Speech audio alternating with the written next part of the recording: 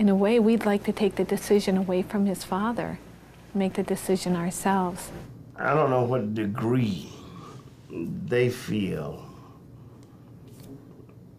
you know, the team, how much effort they want to put into this because of the deterioration of his whole body, because of all the other illnesses.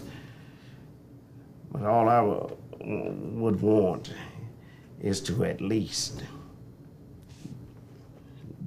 initiate it. And if there's no response, then there's no response.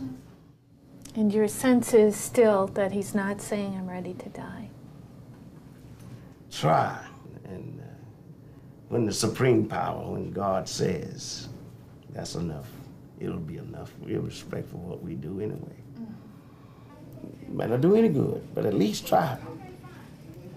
That's what I'm saying. That's all I'm saying. I know. If he's there, you can at least see him. But death is final.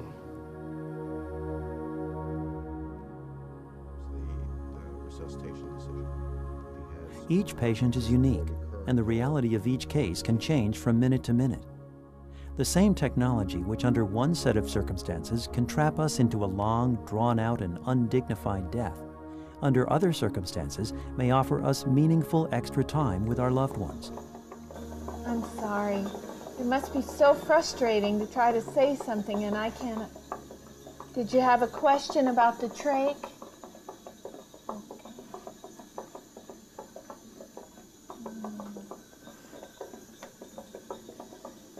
Let me talk, and if I start talking about what you want to ask me, then start nodding your head. It's the next day. Despite the predictions of the medical team, Stanley, the young patient with anoxic brain injury, has revived from his coma, and although with considerable difficulty, he is able to communicate. I'm very proud of you. You've done great. Well, I think, you know, with anoxic encephalopathy, I guess the teaching is what you get early on is what you wind up with. But he, in the 4 days I've been taking care of him, has made a very significant cognitive improvement. As Renee said, he fully interacts, he understands, he remembers nothing of being on a ventilator. When I asked him today about would he want to go back on a ventilator, just because I didn't believe Renee when she told me, I'll be very honest. I thought that she was just being her usual hopeful, optimistic self. And when I talked to him, it was clear he did not remember being on a ventilator, but when I explained to him what a ventilator was and why it might again become necessary, he understood and said he would go on it, although he paused and thought about it before he shook his head. So the communication isn't more than rudimentary, but it was very clear, A, he understands, B, he has a plan for his own care, and it makes it much easier for us to take care of him now. I feel much better about taking care of him now, regardless of the outcome. And I don't think he'll ever regain full function, but that is a prognostication that no one can make. I thought if he could communicate to us in some way what he wanted, I thought he was going to indicate that he wanted to stop. But he said he wanted to continue.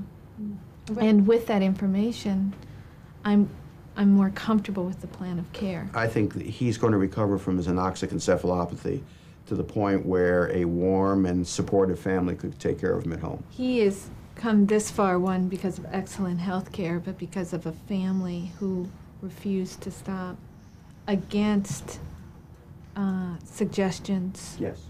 by the healthcare team. Very good point. Medical opinion of the healthcare team. Had I been his physician during the first 5 days of his illness when he arrested, I would have talked to them very strongly about limiting support. Absolutely, that's an excellent point, and it shows the fallibility of human judgment. Based on his early progress, it was completely appropriate, or lack of progress, to make him a no resuscitation, and may have been appropriate to discontinue support on him. And I don't know how many times we've done that where the patient, had we had an alternative universe to see what would have happened had we not done it, whether the patient would have survived to his